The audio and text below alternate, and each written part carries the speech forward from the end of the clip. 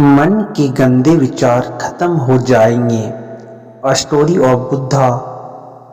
हमारे मन में गंदे विचार क्यों आते हैं? हम नहीं चाहते, लेकिन फिर भी हमारे मन में गंदे विचार आते रहते हैं। लेकिन मन हमारा सबसे बड़ा दोस्त और मन ही सबसे बड़ा दुश्मन क्यों है? जब हम अपने मन की बात मानते हैं तो हमारा मन ही हमारा नेतृत्व करता है। भटक जाते हैं और जब हम मन को संतुलित कर लेते हैं तो हम अपने जीवन में हर चीज का ध्यान रखते हैं। हम अपने मन में आने वाले गंदे विचारों को रोकने की कोशिश करते हैं, लेकिन जितना अधिक हम रोकते हैं उतना ही ये विचार हमारे अंदर प्रवेश करते हैं। जितना अधिक आप किसी चीज से दूर भागते हैं वह चीज आपको अपने पास ले जाएगी। इसलिए उस चीज से दूर मत भागिए, उस पर संतुलन बनाए रखिए। एक बार एक युवक गौतम बुद्ध के पास आया और गौतम बुद्ध से बोला कि हे बुद्ध, मेरे मन में इतने गंदे विचार क्यों आते हैं? मैं नहीं चाहता कि मेरे मन में गंदे विचार आए, पर मेरे मन में हमेशा काम वासना के विचार चलते रहते हैं और मैं इनके बारे में सोच सोच कर बहुत परेशान हूँ। मेरी ऊर्जा और समय यह सब सोचने में ही नष्ट हो जाता है और इन सब के विचारों की वजह से मैं कभी भी शांत नहीं रह पाता और मैं हमेशा ही स्त्रियों को देखकर मोहित हो जाता हूँ। अपने आप को रोक ही नहीं पाता। बुद्ध मुस्कुराए और उन्होंने उससे युवक से पूछा, क्या तुम्हें पता है यह काम वासना होती क्या है? फिर लड़के ने उत्तर दिया और कहा, बुद्ध, मैं यह तो नहीं जानता कि काम वासना होती क्या है, पर हाँ, ये जो भी है बहुत बुरी चीज है। फिर बुद्ध ने उसे युवक से कहा कि सबसे पहले तो तुम यह समझना है कि प्राकृतिक रूप से जो भी चीज हमारे अंदर है वह बुरी नहीं है। हमारी जीवन में उसकी कुछ ना कुछ जरूरत है। वासना कोई बुरी बात नहीं है, या तो हमारे मन की एक भावना है जो हमें किसी न किसी चीज की कमी का एहसास करवाती है और फिर हम उसे चीज को पाने के लिए उसे चीज की तरफ आकर्षित हो जाते हैं। जैसे अगर तुम्हारे पास धन की कमी है तो तुम में धन पाने की वासना उत्पन्न हो जाएगी। तो वासना कुछ और नहीं, बस एक प्रकार की कमी है जो कि एक प्रकार की जरूरत का एहसास है, और जब ये जरूरत शारीरिक हो तो हम इसे काम वासना कह देते हैं। युवक ने गौतम बुद्ध को कहा कि बुद्ध, मुझे काम वासना का मतलब तो समझ में आ गया, पर आप मुझे यह बताइए कि यह आती कहाँ से है और कैसे आती है? या गौतम बुद्ध ने कहा कि काम वासना कहीं से आती नहीं है, या तो हमारे अंदर ही होती है, और इसका होना तो जरूरी भी है, तभी तो मानव जाति का विस्तार होगा। युवक ने कहा, जब यह हमारे अंदर ही है और जरूरी भी है तो फिर लोग इसे गलत क्यों बोलते हैं? बुद्ध ने कहा कि यही तो समस्या है, लोगों ने काम वासना को गलत तरीके से सोच लिया है, इसे छिपाने की दबाने की कोशिश करते हैं। काम वासना गलत नहीं है, बल्कि काम वासना का गलत तरीके से प्रयोग करना गलत बात है। लोग जिससे प्रेम करते हैं बस उसी के लिए जीने लग जाते हैं, उसे पाना ही अपना लक्ष्य बना लेते हैं और उसी के बारे में हमेशा सोचते रहते हैं, पर यह सब गलत है। बुद्ध ने युवक से कहा, क्या तुम्हें पता है जानवरों में भी काम वासना होती है?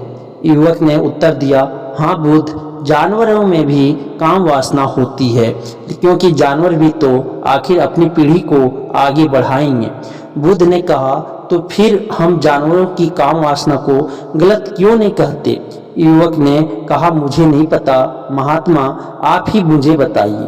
गौतम बुद्ध ने कहा कि जानवर अपनी काम वासना का प्रयोग आनंद प्राप्त के लिए नहीं करते, वह तो सिर्फ संतान उत्पन्न करने के लिए काम वासना का उपयोग करते हैं। जानवरों को प्रकृति ने इतनी समझ नहीं दी कि वह काम वासना को अपने सुख का आधार बना सके, जबकि मनुष्य अपनी समझ के बलबूते पर प्रकृति में पाई जाने वाली प्रत्येक वस्तु को अपने सुख के लिए अपने प्रयोग करता है। हम इंसानों ने ही काम वासना को अपने सुख का साधन बना लिया है, जबकि प्रकृति ने तो हमें अपने वंश को आगे बढ़ाने के लिए दिया था। लेकिन इंसानों ने इसे अपने जीवन का परम लक्ष्य बना रखा है और इस तरह से काम वासना का बेलगाम हो जाना गलत है। युवक ने पूछा, महात्मा जी, ये काम वासना हम पर हावी क्यों होती है, क्यों यह बेलगाम हो जाती है? तब गौतम बुद्ध ने कहा कि सुनो, अब जो मैं तुम्हें बताऊंगा उसे तुम ध्यान पूर्वक सुनना। काम वासना का सारा खेल तुम्हें समझ आ जाएगा, तुम्हें तुम्हारे सारे सवालों का जवाब मिल जाएगा। बस तुम्हें ध्यान से सुनकर समझना है कि फिर गौतम बुद्ध युवक को बताना शुरू करते हैं। एक बार की बात है, एक आश्रम में गुरु और उनके शिष्य रहा करते थे, जिससे रोजाना आश्रम के बाहर स्थित गांव में भिक्षा लेने के लिए जाते थे। उसे आश्रम का एक शिष्य जिस गांव में भिक्षा लेने जाता था, उसे रास्ते में एक नदी पड़ती थी, जिससे रोज उसी रास्ते से भिक्षा लेने जाता था। एक दिन उससे ने देखा कि एक लड़का पेड़ के पीछे छिपा है। वह उस लड़के के पास गया और उससे जाकर बोला, भाई, तुम इस पेड़ के पीछे छिपकर क्या देख रहे हो? लड़के ने कहा, अरे मुझे तुझे नहीं दिख रहा क्या कि मैं क्या देख रहा हूँ। तब शिष्य ने नदी की तरफ देखा तो वहां पर कुछ लड़कियां पानी भर रही थी। वो लड़कियां 14-15 साल की होगी। तब शिष्य ने उसे लड़के से कहा, अरे भाई, वहां पर तो लड़कियां पानी भर रही हैं, इसमें छिपकर देखने वाली क्या बात है? तब वह लड़का शिष्य की तरफ देखकर उससे कहता है, अरे पागल, तुम्हें दिखाई नहीं दे रहा है? या परी कैसे नदी से पानी ला रही है? जरा उनकी अदाओं को तो देखो, उनके कोमल शरीर को देखो, उनकी पतली कमर मटके को उठाते समय बल खाती है, उनके बाल उनकी कमर पर कैसे लहरा रहे हैं, मानो सुंदरता बिखरी पड़ी हो। उसने फिर से नदी के किनारे देखा और इस बार वह नदी के किनारे देखता रहा। अब कुछ भी दिखाई नहीं दे रहा था और वह बिल्कुल निडर था। उसे किसी भी चीज का कोई डर नहीं था। लेकिन अब वो छिपने लगा और उन लड़कियों को देखने लगा जैसे उसने कोई अपराध कर दिया हो।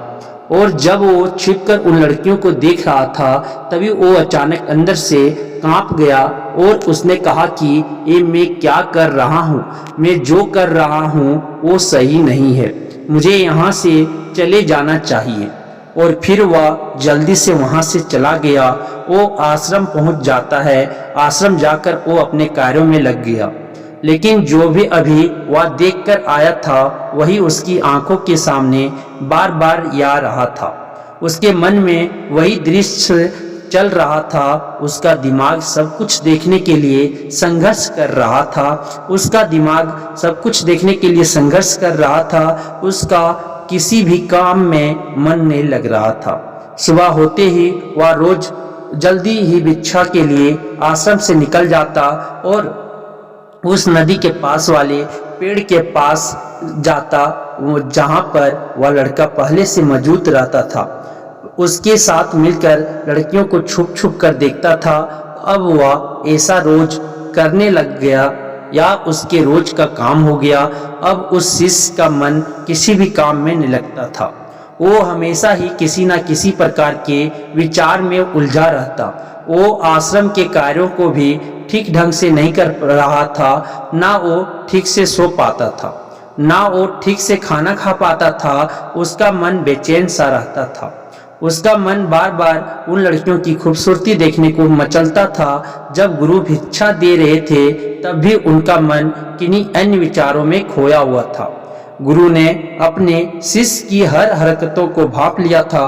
फिर एक दिन गुरु ने शिष्य को अपने पास बुलाया और कहा कि आज से मैं भी तुम्हारे साथ भिक्षा मांगने चलूंगा। आप और मैं एक साथ भिक्षा मांगने जाएंगे। तभी शिष्य गुरु को मना करते हुए बोला, नहीं गुरुदेव, आप परेशान क्यों हो रहे हो, मैं अकेला ही ठीक से भिक्षा मांग सकता हूँ।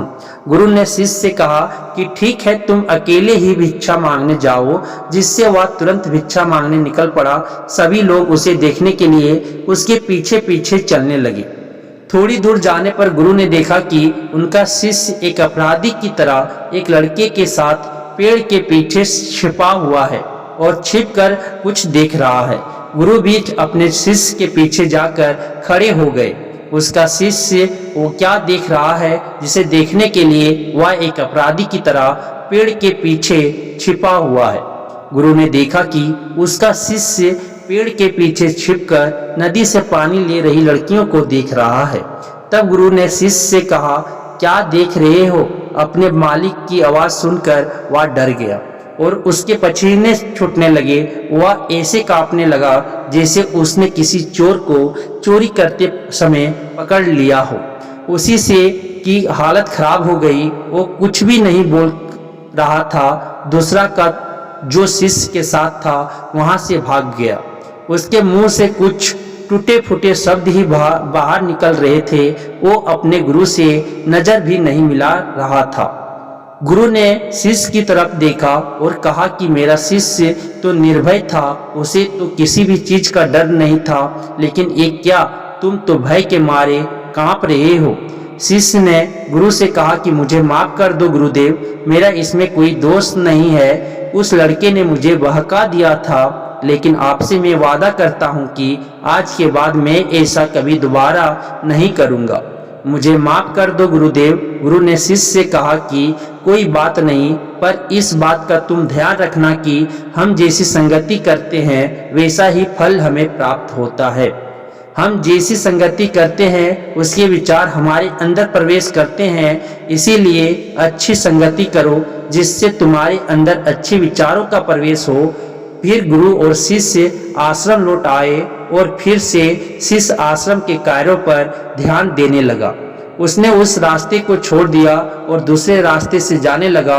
वो अपने काम को ध्यान से करता, लेकिन धीरे धीरे उसके अंदर क्रोध उत्पन्न हो गया और फिर वो दूसरे शिष्यों पर क्रोध करने लगा और बेचैन रहने लग गया। और अब वो सही समय पर भोजन भी नहीं करता था। वो भोजन भी बहुत कम खाता था। एक रात गुरु शिष्य के पास आए और उसे बोले कि अब तक तुमने कितनी बार अपना वादा तोड़ दिया। यह सुनकर शिष्य अपने गुरु के चरणों में गिर गया और रोने लगा। रोते रोते ही उसने गुरु से कहा कि गुरुदेव, मैं कई बार अपना वादा तोड़ चुका हूँ, फिर मैं वादा करता हूँ, लेकिन हर बार जब मैं वादा तोड़ देता हूँ तो मेरा मन मेरे वश में नहीं रहता। मैं बहुत कोशिश करता हूँ कि अपने मन से सारे बुरे विचार निकाल दूँ, लेकिन चाहकर भी मैं ऐसा नहीं कर पाता। फिर गुरु ने शिष्य को कहा कि चलो मेरे साथ। गुरु शिष्य को आश्रम के बगीचे में लेकर गए और शिष्य से कहा कि देखो, यहाँ पर कुछ नाली बनी हुई है जिससे नदी का पानी इन पौधों तक आ रहा है और यह पानी निरंतर गति से आगे बढ़ रहा है। क्या तुम इस पानी के बहाव को रोक सकते हो? शिष्य ने कहा कि हाँ गुरुदेव, मैं इस बहाव को रोक सकता हूँ। फिर शिष्य ने मिट्टी उठाकर इस नाली में रख दी तो पानी थोड़ी देर के लिए रुक गया और फिर थोड़ी देर बाद उस मिट्टी के ऊपर से पानी बहने लगा। गुरु ने शिष्य से कहा, अरे ये क्या, ये तो पानी रुका ही नहीं। फिर से शिष्य ने कुछ कंकड़ पत्थर उठाकर उसे नाली में रख दिए और फिर थोड़ी देर के लिए पानी रुक गया, लेकिन फिर थोड़ी देर बाद ही उन कंकड़ पत्थर के ऊपर से पानी निकल आया। फिर गुरु ने कहा कि शिष्य, यह क्या हुआ? पानी तो फिर से बहने लग गया। तुम तो बोल रहे थे कि तुम इसे रोक दोगे। क्या हम किसी काम को रोकना चाहे तो क्या हम उसे रोक नहीं सकते? तब शिष्य ने कहा, कोई बात नहीं गुरुदेव, मैं इस पानी को तो आपको रोक के दिखाऊंगा। शिष्य फिर से एक बड़ा सा पत्थर लेकर आया, उसे नाली पर रख दिया और पानी रुक गया। तब गुरु से कहा कि देखो गुरुदेव, मैंने कहा था ना कि पानी को मैं रोक दूंगा। मैंने पानी को रोक दिखाया, आपकी बात मैंने पूरी कर दी। गुरु मुस्कुराए और बोले, अच्छा जरा ध्यान से देखो, पानी रुक गया क्या? वो तो पीछे की नाली तोड़कर बाहर निकल गया और अगल बगल से बह रहा है। और ध्यान से देखो, इस पत्थर की आगे भी आ गया और ये पानी अपना रास्ता बदल कर फिर से आगे की तरफ जाएगा। और फिर थोड़ी देर बाद ऐसा ही हुआ। फिर गुरु ने शिष्य को समझाया कि तुम्हारे साथ भी तो ऐसा ही चल रहा है। तुम बार बार प्रयास कर रहे हो, बड़े से बड़ा प्रयास कर रहे हो, पर हर बार तुम्हारा प्रयास टूट रहा है। और हाँ, यह हमेशा टूटता ही रहेगा। तुम कितना भी बड़ा पत्थर रख लो, लेकिन पानी तो अपना रास्ता बना ही लेगा। यह सब देखकर शिष्य ने गुरु से कहा कि हे गुरुदेव, क्या कोई तरीका नहीं है जिससे मैं गंदे विचारों से बाहर निकल सकूं और यह मेरे मन में आए ही ना? गुरु शिष्य को एक नदी के पास ले गए जहां से उसे बगीचा में पानी जा रहा था। गुरु ने शिष्य से कहा, वो पानी इसी नदी से जा रहा है। अगर हम यहीं से उसे रास्ते को बंद कर दें जहां से पानी बगीचे में जा रहा है, तब क्या हम पानी को रोक नहीं सकते? शिष्य ने कहा कि हाँ गुरुदेव, अवश्य ऐसा हो सकता है। मैं इस पानी को यहीं से बंद कर देता हूँ, तब आगे की नाली में पानी जाएगा ही नहीं और फिर बगीचे में पानी जाएगा ही नहीं। फिर शिष्य नदी से जाने वाले रास्ते को बहुत मेहनत करके पत्थर और मिट्टी डालकर बंद कर दिया और गुरु से कहा कि गुरुदेव, मैंने पानी को बंद कर दिया है, अब यह पानी बगीचे में जाएगा ही नहीं। तब गुरु ने कहा, शिष्य, अगर पानी बगीचे में नहीं जाएगा तो पेड़ पौधों को पानी कहाँ से मिलेगा? उन पेड़ पौधों को तो पानी की आवश्यकता है और उन पेड़ पौधों में कुछ पेड़ पौधे तो ऐसे हैं जिनको रोज पानी की आवश्यकता है। वह तो मुरझा कर मर ही जाएंगे, उनका क्या होगा? पानी तो हमें खोलना ही होगा। शिष्य ने गुरु की बात सुनकर वापस नदी से जाने वाले पानी का रास्ता खोल दिया। तब गुरु ने शिष्य से पूछा, शिष्य, अगर हम इस नदी के पूरे पानी को बगीचे की तरफ मोड़ दे तो क्या होगा? तब शिष्य ने जवाब दिया कि गुरुदेव, वहां पर जितने भी पेड़ पौधे हैं वो गलकर नष्ट हो जाएंगे, वहां पर कुछ नहीं बचेगा। फिर गुरु मुस्कुराए और बोले, तुम इस बात को समझो कि हमें किसी भी चीज को रोकना नहीं है, बस हमें हमेशा संतुलन बनाए रखना है। कम पानी से भी पौधे नष्ट होते हैं, ज्यादा पानी से भी पौधे नष्ट होते हैं। हमारा जीवन संतुलन से ही चलता है। गुरु ने शिष्य से कहा कि अगर मैं तुम्हें कुछ कहूं कि तुम आम के बारे में मत सोचो, तो तुम्हारे मन में सबसे पहले किसका चित्र आएगा? शिष्य ने कहा कि गुरुदेव, मेरे मन में तो पहला चित्र आम का ही आएगा। गुरु ने कहा कि जब हमें गंदे विचारों को जबरदस्ती रोकने का प्रयास करते हैं तो वह और मजबूती के साथ हमारे अंदर प्रवेश करते हैं, हमारे अंदर उठाते हैं। और इसीलिए हमें उन्हें कभी भी दबाने की कोशिश नहीं करनी चाहिए। जब गुरु शिष्य के पास गए और बोले कि बुरे लोगों की संगति के कारण भी हमारे अंदर गंदे विचार आते हैं।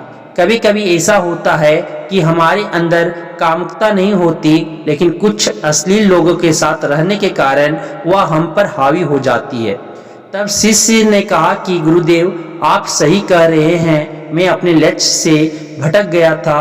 तब वह शिष्य रात को बहुत शांति से सोया, सुबह पूरे मन से अपना काम किया और फिर सुबह वही भिक्षा लेने चला गया जहां वह लड़का आज भी पेड़ के पीछे छुपकर उन लड़कियों को देख रहा था। वो शिष्य नदी पर गया जहां वह लड़कियां पानी भर रही थी। उसने उन लड़कियों से पानी मांगा। उन लड़कियों में से एक लड़की ने उसे पानी पिलाया और उसे सन्यासी शिष्य के चरण छुए। शिष्य ने उसे आशीर्वाद दिया कि तुम्हारा कल्याण हो। शिष्य का मन सकारात्मक ऊर्जा से भर गया, उसके चेहरे पर मुस्कान आ गई थी, जैसे उसे कोई खोई हुई चीज वापस मिल गई हो। वह अपने रास्ते पर वापस जाने लगा। तभी पीछे से वह लड़का आया जो पेड़ के पीछे छिपा था। वह शिष्य के पास आया और बोला कि क्या बात है, आज तुमने करीब से देखा है, आप तो मुझसे आगे निकल गए। तब शिष्य ने कहा कि हम हमेशा दूसरे के दर्शन करने में ही व्यस्त रहते हैं, अपने दर्शन कर ही नहीं पाते। तुम कब तक इस पेड़ के पीछे छुपते रहोगे? किसी को पसंद कर लो, उससे बोल दो, अगर वो भी तुम्हें पसंद करती है तो शादी कर लो। और उससे पहले तुम कुछ ना बन जाओ, अपने आप को पहचान लो, ऐसे अपना समय बर्बाद मत करो। फिर वह लड़का रोज उससे मिलने लगा और उस लड़के ने नदी पर जाना छोड़ दिया। और फिर वो लड़का अपने जीवन में कुछ बनने के लिए संघर्ष करने लगा। तो तुमने देखा संगति का असर क्या होता है। अपनी संगति बदलो, अपने विचार बदलो। बुद्ध ने युवक से पूछा कि क्या तुम्हें तुम्हारे सारे सवालों का जवाब मिल गया? तब युवक ने कहा कि हाँ महात्मा जी, आपका बहुत बहुत धन्यवाद।